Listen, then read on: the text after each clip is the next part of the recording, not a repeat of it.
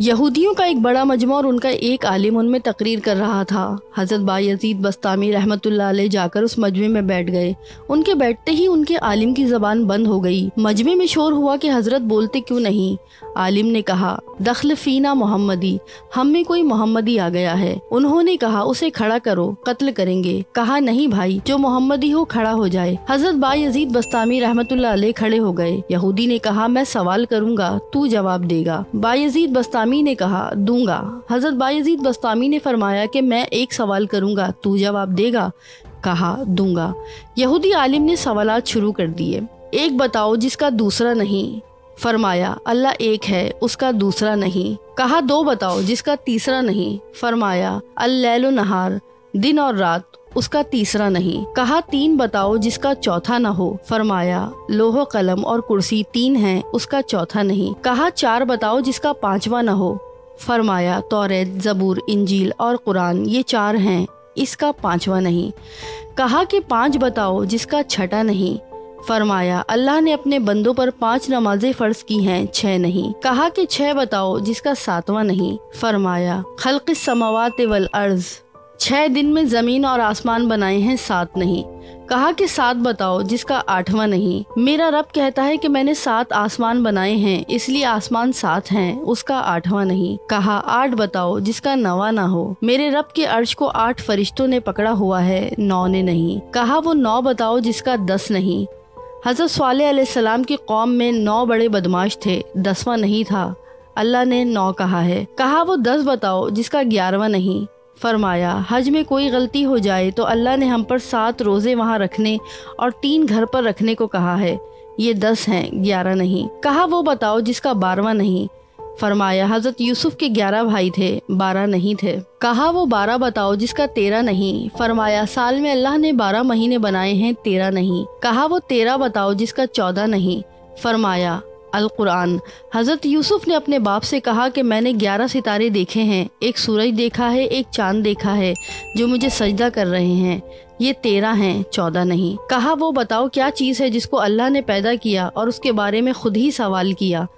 فرمایا، حضرت موسیٰ کا ڈنڈا، اللہ کی پیداوار ہے لیکن خود سوال کیا، اے موسیٰ تیرے ہاتھ میں کیا ہے؟ کہا کہ یہ بتاؤ سب سے بہترین سواری کیا ہے؟ فرمایا، گھوڑا۔ کہا، بتاؤ سب سے بہترین دن؟ فرمایا، جمعے کا دن۔ کہا کہ بتاؤ سب سے بہترین رات؟ فرمایا، لیلۃ القدر۔ کہا کہ بتاؤ سب سے بہترین مہینہ؟ فرمایا، وہ ماہ رمضان المبارک ہے۔ کہا کہ بتاؤ کون سی چیز ہے جس کو اللہ نے پیدا کر کے اس کی عظمت کا اقرار کیا؟ فرمایا، اللہ نے عورت کو مکار بنایا، اس کے مکروں کا اقرار کیا، عورت کا مکر بڑا زبردست ہے۔ حضور اکرم صلی اللہ علیہ وآلہ وسلم نے فرمایا کہ میں نے نہیں دیکھا کہ بڑے سے بڑے عقل مند کے قدم اکھاڑنے والی ہو، اور کوئی چیز نہیں ہے سوائے عورت کے، بڑے بڑوں کی عقل پر پردہ ڈال دیتی ہے۔ کہا، بتاؤ وہ کون سی چیز ہے جو بے جان مگر سانس لیتی ہے؟ فرمایا، میرا رب کہتا ہے مجھے صبح اور شام کی قسم جو وہ سانس لیتی ہے۔ کہا، بتاؤ وہ کون سی 14 چیزیں ہیں جنہیں اللہ پاک نے اطاعت کا حکم دیا، ان سے بات کی؟ 7 زمین، 7 آسمان۔ اللہ تعالیٰ نے 7 زمینیں، 7 آسمان بنائے اور ان 14 کو خطاب فرمایا کہ میرے سامنے جھک جاؤ، تو ان 14 کے 14 نے کہا کہ یا اللہ ہم آپ کے سامنے جھک رہے ہیں۔ کہا، بتاؤ وہ کون سی چیز ہے جسے اللہ نے خود پیدا کیا پھر اللہ نے اسے خود خرید لیا؟ فرمایا، اللہ نے مسلمانوں کو پیدا کیا اور ان کو خود خرید لیا جنت کے بدلے۔ ارے مسلمان، اللہ کی قسم، نہ تو بیوی کا ہے، نہ تو بچوں کا ہے، نہ تو تجارت کا، نہ صدارت کا ہے، نہ تو حکومت کا ہے، نہ تو کسی جماعت کا ہے، اللہ اور اس کے رسول کا ہے۔ اگر تو اللہ اور رسول کا بن کے چلے گا تو یہ سارا نقشہ تیرے تابع ہو کے چلے گا، اور اگر اللہ اور رسول سے ٹکرائے گا تو اللہ تجھے ذلیل و خوار کر کے چھوڑے گا۔ کہا، بتاؤ وہ کون سی بے جان چیز ہے جس نے بے جان ہو کر بیت اللہ کا طواف کیا؟ فرمایا، حضرت نوح کی کشتی پانی پر چلی اور چلتے چلتے جب بیت اللہ پر آئی تو بیت اللہ کے ساتھ چکر لگائے۔ کہا، بتاؤ وہ کون سی قبر ہے جو اپنے مردے کو لے کر چلی؟ فرمایا، حضرت یونس کی مچھلی جو اپنے اندر حضرت یونس کو بٹھا کر 40 دن تک پھرتی رہی اور وہ قبر کی طرح تھی، لیکن اللہ کی قدرت قاہرہ غالب رہی، حضرت یونس کو مچھلی کے پیٹ میں بٹھا کر نہ مرنے دیا، نہ بھوکا رکھا، نہ پیاسا رکھا، نہ بیمار کیا۔ نہ پریشان کیا بلکہ مچھلی کو شیشے کی طرح کر دیا۔ حضرت یونس مچھلی کے پیٹ میں بیٹھ کر سارے دریا کا تماشا دیکھتے، اندر سے باہر کا منظر دیکھتے۔ مچھلی کا ایک معدہ ہے اور اس میں غذا بھی آ رہی ہے، لیکن حضرت یونس امانت ہیں، آرام سے بیٹھے ہیں۔ معدے کی حرکت تکلیف نہیں دے رہی، لیکن مچھلی کی غذا بھی ہو رہی ہے اور حضرت یونس امانت بن کر بیٹھے ہوئے ہیں۔ کہا بتاؤ وہ کون سی قوم ہے جس نے جھوٹ بولا پھر بھی جنت میں جائے گی؟ فرمایا حضرت یوسف کے بھائی۔ حضرت یوسف کے بھائی شام کو آئے اور بکری کا خون کرتے کے اوپر مل کر آئے اور جھوٹ بولا۔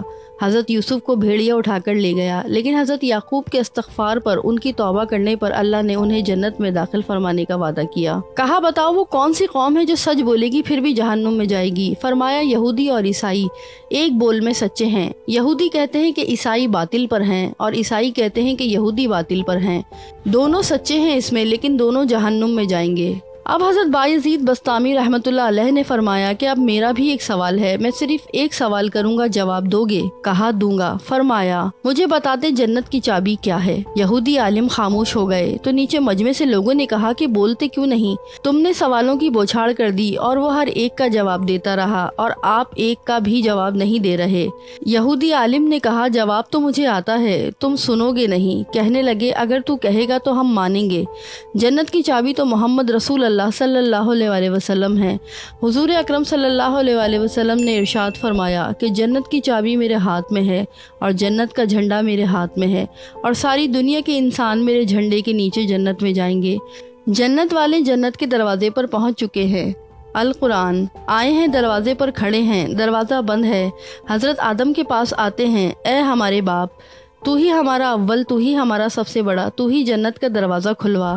وہ ارشاد فرمائیں گے کہ ارے میں نے ہی تو تمہیں جنت سے نکلوایا تھا، میں تمہیں جنت میں کہاں سے داخل کراؤں، یہ میرے بس کی بات نہیں۔ حضرت نوح کے پاس آئیں گے، آپ جد ثانی ہیں، آپ دروازہ کھلوائیے۔ وہ کہیں گے میں نہیں کھلوا سکتا، آج میرے بس کی بات نہیں ہے۔